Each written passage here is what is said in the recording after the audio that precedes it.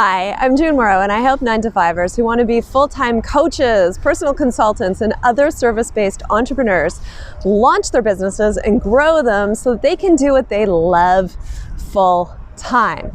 And today I'm going to share with you the 5th commandment for new service-based entrepreneurs. You can find the other commandments in the links below this video. And that 5th commandment is to adopt an entrepreneurial mindset. So as I tape this, I have been a full-time entrepreneur now for almost 11 months. And I'm just going to be perfectly honest, this has been one of the most challenging, difficult, biggest learning curves in my life. Frustrations, I felt them. Insecurities, every second day. Stress, I have collapsed more than once under the weight of it. And I wouldn't give it up for anything, because entrepreneurship is one of the fastest routes to personal growth out there. If you want to face your deepest, darkest fears about not being good enough, about being rejected, about failing, start a business. Because the beautiful thing is, when you think like an entrepreneur, you learn how to navigate these fears in a way and overcome these fears in a way that the corporate world doesn't teach you. And you learn to overcome, and because of that, you become stronger, a more confident and courageous version of yourself. You grow in ways that you never expected, and you start to step into the potential of the person that you were meant to be. So in this video, I'm going to show you 5 ways that entrepreneurs think differently than employees, some shifts in mind, the 3 roles that you need to play in your business, and the 1 skill you must develop to link them together. This is especially important if you want to overcome and avoid overwhelm. And the mindset you absolutely need to succeed. I'm also going to show you why you must ask for money, especially if you think you don't need it right now because you got the full-time paycheck coming in. So the first way that entrepreneurs think different than employees is they're willing to adopt a wider skill set than the typical employee. So what I mean by this is, when you think about your typical day in your day job, what are the things that you do? Like when I was in government, I worked in communications, and I did a lot of different things, but I didn't do everything. So I might have worked in training, I might have trained some people, I wrote scripts, I directed videos, I wrote articles, I worked on communications plans, but I didn't figure out how much tax had to come off of my paycheck. I didn't, I didn't try and figure out, like, when the tech went wrong, I could call the help desk to help me out. And I didn't have to find people in other departments who needed my skills and would see if they and see if they would be a good match to work together on a project, because those things were done automatically. As a full-time entrepreneur, however, I now work not only in training and coaching, which are the things I deliver, but also in sales, marketing, accounting, tech, and on top of all of these things, I'm now learning how to be a manager as I outsource the things that drain me, the things that aren't in my zone of genius. And I'm going to be honest, hiring people, looking for people, doing quality assurance on their work is not my favorite thing. But as an entrepreneur, you're going to have to play some roles that aren't comfortable to you, right? You're going to have to learn some skills and some new skills and get comfortable in those skills. You're going to have to get comfortable maybe paying for and hiring other people. You're going to have to get comfortable being visible. You're going to have to get comfortable reaching out. And each day is going to be different depending on what comes up, because as an entrepreneur, you're not just the operator of the business, you are the owner. Which brings me to the second way that entrepreneurs think differently than employees. And that is that entrepreneurs think strategically. This means seeing not just what you're doing every day and executing things, right? But also looking at the big picture and how everything you do aligns with your long-term goals. And this requires a different lens than someone who simply does what their boss tells them and gets paid to do that week to week. It requires a different perspective, a different way of seeing the big picture. Because basically, when you're a sole entrepreneur, you are the CEO, you're the COO, and you're also all of the employees, right? And as the CEO, your role is to set the vision for your business. As the COO or Chief Operating Officer, your role is to plan how this will happen so that all of your resources, such as time, energy, and money, feed into that vision in the most efficient way possible. And as an employee, your role is to implement the vision and get shit done, right? Now, some people are really great at being the visionary. They're big dreamers. They love to think big. They love to be in the possibility, that realm. And then some people are really great at implementing. They're most comfortable when they're doing and seeing the results and checking things off their list. And some people are planners or system people who excel at the planning and linking things together. But as a solo entrepreneur, and especially in your first year of business, you're going to need to become great at all three. And the way to do this is through strategic thinking. And strategic thinking is the thing that links these three things together. So I'm going to ask you, which one are you? Are you the visionary? Are you the planner? Are you the implementer? Write it in the comments. And the truth is, none is better or worse than the other because we all need each other. But each helps. It helps to know your default because it's going to show you where you need to grow. Because the third way to think like an entrepreneur is to adopt a growth mindset. So have you ever hit a series of setbacks, or a series of setbacks, and thought, maybe this just isn't in the cards for me. Maybe this is just the universe trying to tell me not to do things. Maybe this is just a sign that I should stop. I'm going to be honest, I totally have felt that way. And these kinds of thoughts reflect a fixed mindset, which is the opposite of what you need.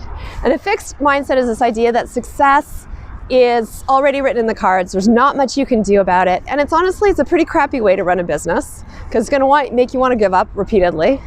A growth mindset, on the other hand, says if something isn't working and I don't know why, I can embrace the challenge and I can learn from it.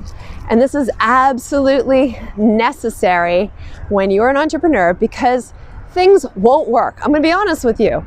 Things won't work. You're going to make mistakes. There will be times when you really don't know what you're doing and you have to do it anyway, right? I have fallen on my face so many times this year.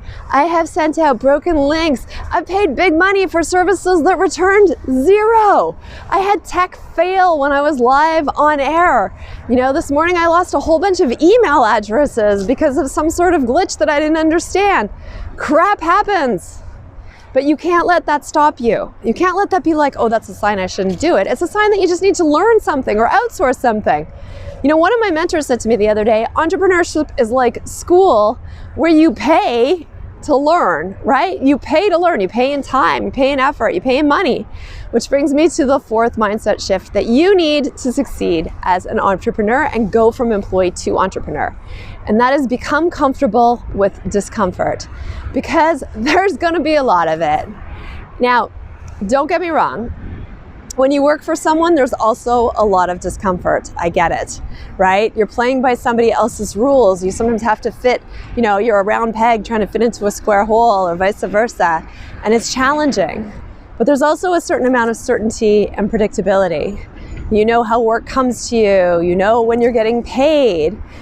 But in your first year as an entrepreneur, you're still figuring this shit out. You're still trying to understand it, right? And these two things are on you. You assume the risk for everything that happens in your business. And this can be terrifying, but it can also be exhilarating. And sometimes it's both at the same time. So if you're going to press up against things that make you feel out of your element, this is just a fact of what it means to be an entrepreneur.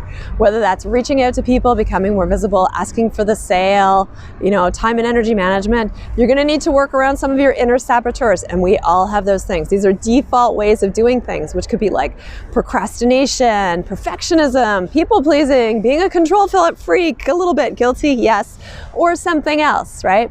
And if you're a person who likes to get things done, I'm going to warn you, there's always going to be more to do than you have time for. It is messy. It's messy, and this messiness requires flexibility. You need to know when to change course when things aren't working, and you need to do that without feeling like this is a reflection of your worthiness, because it's not. It's simply business. which is the final way that entrepreneurs think different. They place a monetary value on their services and ask for it, which is the definition of business. Now, this might seem obvious, right?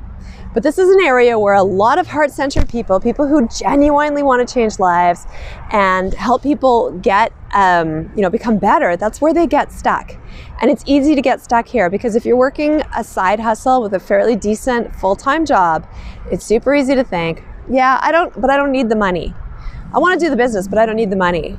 And so you do everything to build your business except the things that actually bring in the money, right? Asking for the money, going for the clients, pricing things fairly. And this is the biggest challenge that so many of the new coaches and service-based entrepreneurs that I see have. They are afraid to charge for their services or charge a fair amount. And this is so understandable because if you're coming from a corporate job, you don't do this. You've probably never done this before. You might have asked for a raise, but there was already a base, right? But here's the thing. If you want your enterprise to go full-time, you do need the money. And when I hear, yeah, but I don't need the money, 9 times out of 10, this is a statement that's actually masking fear. A fear of asking for money, and behind that, the fear of rejection, the fear of failure, the fear of possibly not being good enough to do this. And the only way to get over that fear is, guess what? By asking for the money. So you do need the money, even if you have a full-time job, and especially if you have a full-time job. Well, especially if you don't, because then you absolutely need the money.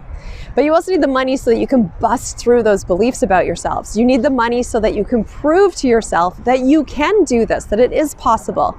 And you need the money to quit your job and do this full-time. Not only that, your clients need to pay you because when people invest, when they put money down, they become more invested in the transformation that you provide them with. And the more they pay, the more invested they're going to be. You know this, if you've ever paid big bucks for something, you're going to use it. So start thinking about the money now before you leave your job. Start thinking about how much you're going to charge, how you're going to charge. This is something that I do with my clients. You know, we break through those beliefs that block you from growing your business, and we integrate new patterns of thoughts that bring you what you truly desire. A full-time income from transforming lives and doing something you love. So those are the 5 ways to shift from being an employee to an entrepreneur and getting that entrepreneurial mindset. 1, be willing to learn a wide range of skills, right? Step outside your regular, what you're gonna have to do. 2, think strategically. 3, foster a growth mindset because you don't always know what you're doing and you won't. 4, become comfortable with being uncomfortable and learn how to be flexible. And 5, put a monetary value on what you do and ask for it. Now, if you're like, sounds great, how do I start? I would love for you to join my Facebook group, The Wayfinders Club. You can also watch my free masterclass. It's 25 minutes, and it'll show you how to find clients despite a tiny mailing list. The links to both of those are below, as well as links to the other commandments for new service-based entrepreneurs. I would love to hear about what your greatest challenges are when it comes to mindset, or what you learned from this video. Post it in the comments below.